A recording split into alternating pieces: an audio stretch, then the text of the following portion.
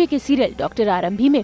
भाई आज आरंभी नायरा को मनाने और समझाने दोनों की ही कोशिश कर रही है कि वो अपना केस वापस ले ले, लेकिन देखिए कैसे नायरा ने ठान लिया है कि वो अपने होने वाले ससुराल वालों को यानी कि एक्स ससुराल वालों को सबक सिखा कर ही रहेगी।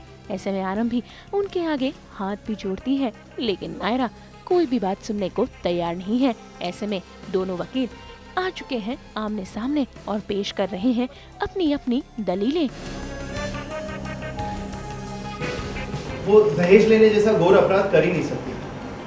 नायरा जी और उनकी फैमिली को कोई मदद नहीं। ऑब्जेक्शन सर, टंडन परिवार पे जो आरोप है वो मेरे क्लाइंट की गलतफहमी नहीं है, बल्कि टंडन्स का अपराध है जिसके लिए उन्हें सजा मिलनी चाहिए। इंस्पेक्टर साहब, आपके पास जो भी सबूत है बताइए। सर, टंडन फैमिली पर 100 करोड़ के दहेज का आरोप और ये चेक हमें उनके घर से मिला। हाँ, ये 100 करोड़ का चेक तो है, मगर इससे ये कहाँ प्रूव होता है कि दहेज का चेक है। ये कोई बिजनेस डील हो सकती है या हॉस्पिटल में किया हुआ इन्वेस्टमेंट। आपके पास कोई पुख्ता सबूत है? सबूत था सर हमारे पास। एक वीडियो था हमारे पास जिसमें हम साफ तौर पर देख सकते हैं कि टंडन फैमिली के लोग नायरा के पेरेंट्स पर 100 करोड़ के दहेज के लिए किस तरह से प्रेशर बना रहे हैं। लेकिन अफसोस के तो सबूत हमारे एविडेंस उनसे चोरी हो गए। सबूत ना पक्का इन लोगों ने ही चोरी करवाया है। सर, आपके पास एग्रीमेंट के पेपर्स भी थे ना, प्लीज आपको Yes, दिखाइए। yes. हाँ, ये एग्रीमेंट तो है, मगर ये बिजनेस डील है, ये इन्वेस्टमेंट डील के पेपर है। वही तो मैं कह रहा हूँ सर, इन्होंने अपनी मर्जी से मेरे क्लाइंट्स के बिजनेस में इन्वेस्ट किया और अब उस इन्वेस्टमेंट को दहेज का नाम दिया जा रहा है। समझ नहीं आ रहा सर। मुझे तो लगता है नायरा जी रिश्ता करना ही नहीं चाहती थी। अगर उन्हें रिश्ता नहीं करना था तो वो अपने परिवार वालों से बात करती। इस तरह से मेरे क्लाइंट्स को के ऊपर खिलौना इल्जाम लगाना तो ये तो गलत बात है ना सर। सर, आप ना अपनी बकवास बंद करिए। शुक्ला जी, आप नायरा के बारे में ऐसे मत बोलिए प्लीज। शांत शांत शांत हो जाइए सब लोग।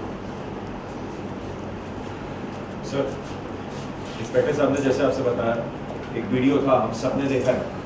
उस वीडियो में प्रूव होता है कि इन लोगों ने कोई इन्वेस्टमेंट के नाम पे पैसे नहीं मांगे हैं, दहेज लिया है। ये डिम्पल जी और सुनील टंडन ने। इनफैक्ट एक कांस्टेबल भी है, उसने किसी इंसान को देखा जो हुडी पहन के सबूत चुरा के भाग गया है। आई एम श्योर वही होगा जो इन लोगों की मदद कर रहे हैं।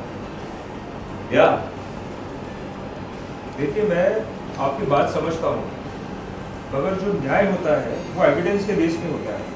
हमारे पास वो वीडियो नहीं है जिसमें आप प्रूव कर सकें कि ये दहेज मांगा गया है, और ना ही वो इंसान है जिसने कथित तौर पर पुलिस स्टोर से एविडेंस को चोरी किया। तो फिलहाल मेरे पास जो भी डॉक्यूमेंट्स अवेलेबल हैं वो काफ़ी नहीं है दहेज के चार्जेस को फ्रेम करने के लिए। हमने नहीं लिया है दहेज। ये मल्होत्रास ने इन्वेस्टमेंट किया था हमारे हॉस्पिटल में। अब पता नहीं उसको दहेज का नाम लेकर हमें क्यों फंसा रहे हैं। I don't know why they are doing this sir.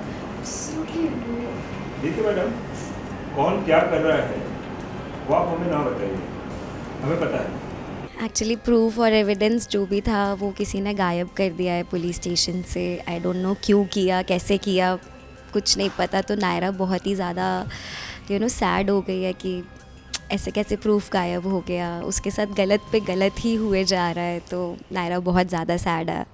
वो लोग तो यही बोलेंगे कि अब तुम देखो बेटा, अब तुम गई, तुम्हारी हिम्मत कैसे हुई हमको जेल तक पहुंचाने की।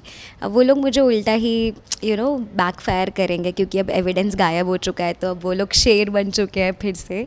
बट या अभी कुछ नहीं कर सकती, नायरा बेचारी है, फंस चुकी है। शादी होने के चांसेस तो अब मुझे लग नहीं रहे हैं, बिकॉज़ इतना सब कुछ मैंने कर लिया है। तो अब मुझे लगता नहीं है कि डिम्पल आंटी मुझे अपने घर की बहू बनाएंगी। बट या let's see, you never know. भाई वैसे इन सब के बाद कहानी में आने वाला है एक बेहद ही इंटरेस्टिंग ट्विस्ट, क्योंकि आरंभी को मिलेगा घर निकाला और इसके पीछे और किसी का नहीं बल्कि अवंतिका का हाथ होगा। हम तो इन सब्जियों की तरह लेकर ही आते हैं आपकी जिंदगी में एंटरटेनमेंट की ताजगी। तो अगर आपको ये वीडियो पसंद आया है, आप इसे लाइक करें, कमेंट देके अपनी राय ज़रूर दें। ऐसे ही एक्सक्लूसिव कंटेंट के लिए हमारे चैनल को सब्सक्राइब ज़रूर करें। अगर आप यही वीडियो फेसबुक पर देख रहे हैं तो हमारे फेसबुक पेज को भी लाइक करें। नाम तो आप सब जानते ही हैं, सास बहू और बेटियाँ।